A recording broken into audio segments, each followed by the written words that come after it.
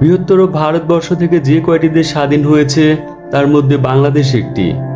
1947 সালে ভারত পাকিস্তান বিভক্তির পর পুনরায় ভারতের সহযোগিতায় 1971 সালে পাকিস্তান থেকে বাংলাদেশ স্বাধীনতা লাভ করে। সুদীর্ঘ 9 মাস রক্তক্ষয়ী সংগ্রামের মধ্যে দিয়ে 1971 সালের 16 ডিসেম্বর 30 লক্ষ পানের বিনিময়ে পাকিস্তান থেকে ভারতের সহযোগিতায় দেশটি স্বাধীনতা লাভ করে। সম্মানিত বন্ধুরা, আজকে আমরা জানতে চলেছি ভারত তথা দক্ষিণ পূর্ব এশিয়ায় আমাদের এই প্রতিবেশী দেশ বাংলাদেশ সম্পর্কে। বাংলাদেশ দক্ষিণ এশিয়ার উত্তর পূর্বে অংশে অবস্থিত। বাংলাদেশের মোট আয়তন 1,47,570 বর্গ কিলোমিটার, যা আমাদের ভারতের 22 ভাগের 1 ভাগ মাত্র।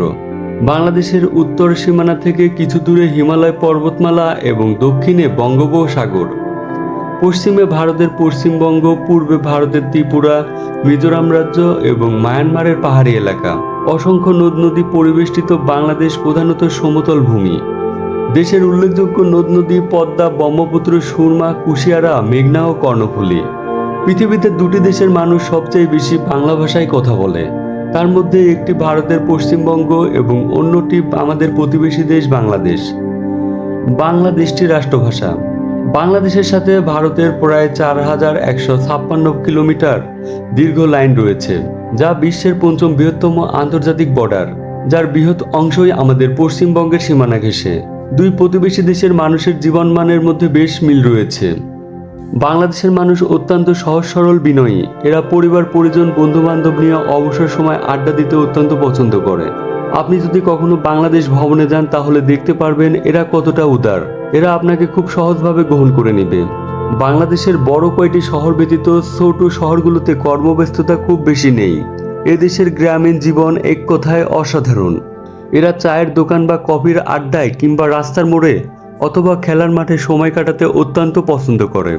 এরা যেমন শহরে জীবনে অভ্যস্ত, তেমনি গ্রামীণ জীবনেও অভ্যস্ত।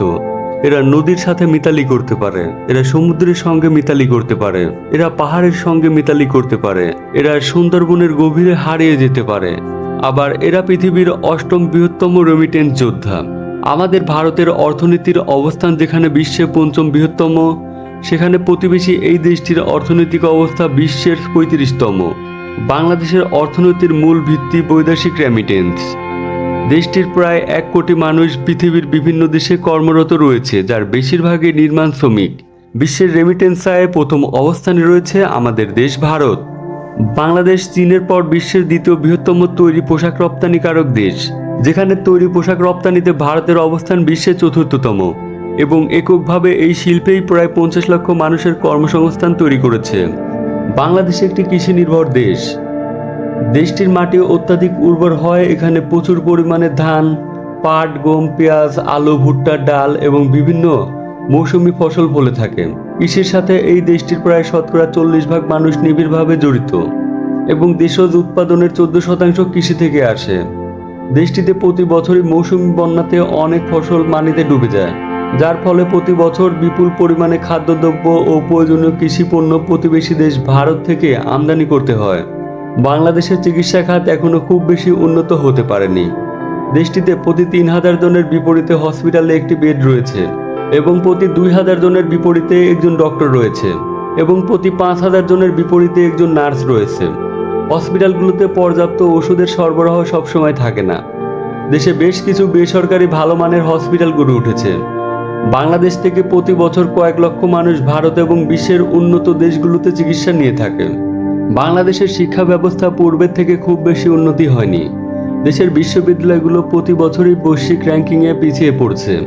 এই দেশে শিক্ষিত বেকারের হার যথেষ্ট পরিমাণে বেশি। যেখানে আমেরিকা কিংবা চীনের একজন শিক্ষার্থী পড়াশোনার পাশাপাশি কর্মসংস্থানের পেছনে ছুটে নিজেকে আত্মনির্ভর করে তোলেন, সেখানে বাংলাদেশের বেশিরভাগ শিক্ষার্থী কোনো রকম কর্ম না শিখে নিজেকে ডেভেলপমেন্ট করা ছাড়াই পড়াশোনা শেষ করে এবং পড়াশোনা শেষ করে 5 থেকে 7 বছর সময় ব্যয় করতে চায় সরকারি চাকরির পেছনে। বাংলাদেশ এবং ভারতের খাবারের মধ্যে খুব বেশি পার্থক্য দেখা যায় না।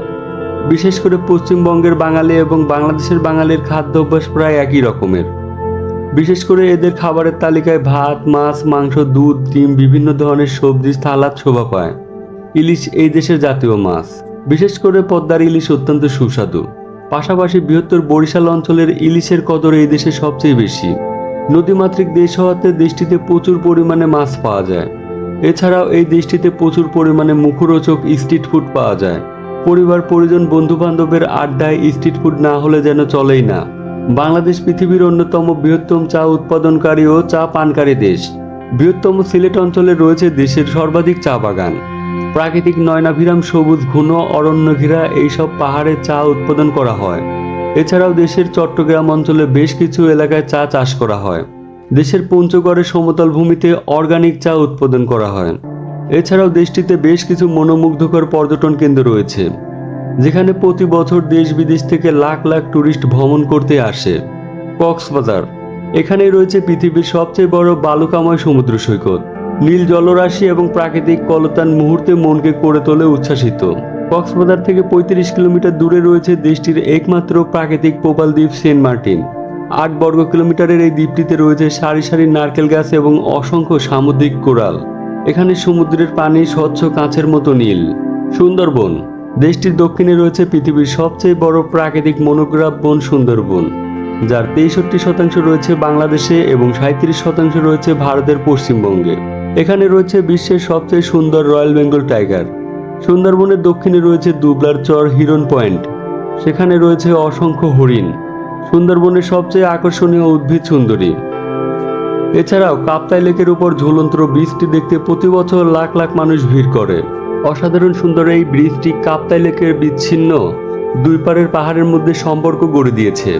এছাড়াও সিলেটি পাহাড়ি অঞ্চলে রয়েছে দেশের অন্যতম বৃহত্তম পর্যটন কেন্দ্র জাফলং। জাফলংয়ে রয়েছে ভারতের ডাউকি বন্দরের ঝুলন্ত সেতু, সাথে পাহাড়ি ঝর্ণা, পাথর ও ঝর্ণার স্বচ্ছ পানি। দেশের আরেকটি অন্যতম পর্যটন কেন্দ্র রাঙামাটির সাজেক ভ্যালি। রাঙামাটি জেলার সর্ব উত্তরে মিজোরাম সীমান্তে অবস্থিত এই সাজেক ভ্যালি। সাজেক ভ্যালি সমুদ্রপৃষ্ঠ থেকে 1800 ফুট উচ্চতায় অবস্থিত। আপনি এখানে প্রাকৃতিক সবগুলো রূপ একসাথে দেখতে পারবেন। কখনো খুব গরম, পরেই হঠাৎ করে বৃষ্টি, এবং তার কিছু পরেই হয়তো চারিদিকে ঢেকে যায় মেঘের চাদরে। মনে হয় যেন একটা মেঘের উপত্যকা। এছাড়াও বাংলাদেশে বেশ কিছু দর্শনীয় ঐতিহ্যবাহী স্থান রয়েছে, যার মধ্যে অন্যতম 60 গম্বুজ মসজিদ। 60 গম্বুজ মসজিদ বাংলাদেশের বাগেরহাট জেলায় অবস্থিত এবং এটি ওয়ার্ল্ড হেরিটেজ রেকর্ডের অন্তর্ভুক্ত একটি স্থাপনা। সোমপুর বিহার, নওগাঁ জেলায় পাহাড়পুরে অবস্থিত এই বৌদ্ধ বিহারটি বাংলাদেশের প্রত্নতাত্ত্বিক স্থাপনার মধ্যে অন্যতম। সোমপুর মহাবিহারও ওয়ার্ল্ড হেরিটেজ রেকর্ডের অন্তর্ভুক্ত। আহসান মঞ্জিল, আহসান মঞ্জিল পুরান ঢাকার সবচেয়ে জনপ্রিয় ঐতিহ্যবাহী স্থান। পিঙ্ক প্যালেস বা গোলাপী প্রাসাদ নামে পরিচিত এই মহামাহিত্য প্রাসাদটি ব্রিটিশ ঔপনিবেশিক আমলে ঢাকা নবাবদের সরকারি বাসভবন হিসাবে ব্যবহার করা হতো। পানাম নগর, বাংলা সালতানাত এবং মুঘল আমলের বাণিজ্য কেন্দ্র ছিল এটি। 13 শতকে নির্মিত হয়েছিল এই প্রাসাদগুলো, যা কিছু এখনো টিকে রয়েছে। লালবাগ কেল্লা, পুরান ঢাকায় যতগুলো স্থাপনা রয়েছে তার মধ্যে অন্যতম স্থাপনা লালবাগ কেল্লা, যেটি আওরঙ্গাবাদের দুর্গ হিসাবে চিহ্নিত ছিল। লাল রঙের এই দেওয়ালগুলো আজও যেন ইতিহাসের সাক্ষী হয়ে দাঁড়িয়ে আছে। সম্মানিত দর্শক বন্ধুরা, আরও কিছু কথা আমি ভিডিওর শুরুতে বলিনি, যে কথাগুলো আমি এখন বলতে চলেছি। বাংলাদেশের মোট জনসংখ্যা কিন্তু প্রায় 17 কোটি এবং এই দেশটির বৃহত্তম ও রাজধানী শহর ঢাকা। এটি বিশ্বের বৃহত্তম মেগা সিটিগুলোর মধ্যে একটি, যার জনসংখ্যা প্রায় 2 কোটি। দেশের কর্মজীবী মানুষের প্রথম পছন্দের স্থান এই স্বপ্নের শহর ঢাকা। এছাড়াও দেশটির বিভাগীয় শহরগুলো মোটামুটি বড় শহর।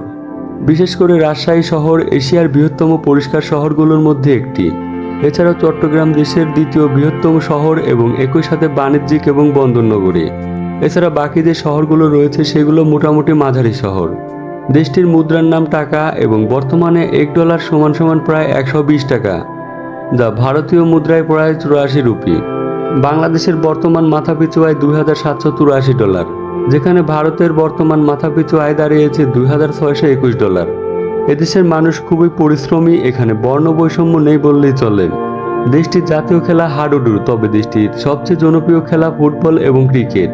দেশটিতে ধর্ম বর্ণ শেষে হিন্দু, মুসলিম, বৌদ্ধ, খ্রিস্টান সবাই একসাথে মিলেমিশে বসবাস করে। তো বন্ধুরা, আজকের পর্ব এখানেই শেষ করছি। ভিডিওটি ভালো লাগলে অবশ্যই লাইক, কমেন্ট এবং শেয়ার করুন। আপনাদের ব্যক্তিগত কোনো অভিমত থাকলে তা অবশ্যই কমেন্ট বক্সে জানান। দেখা হবে পরবর্তী কোনো এপিসোডে, ততক্ষণ পর্যন্ত ভালো থাকুন।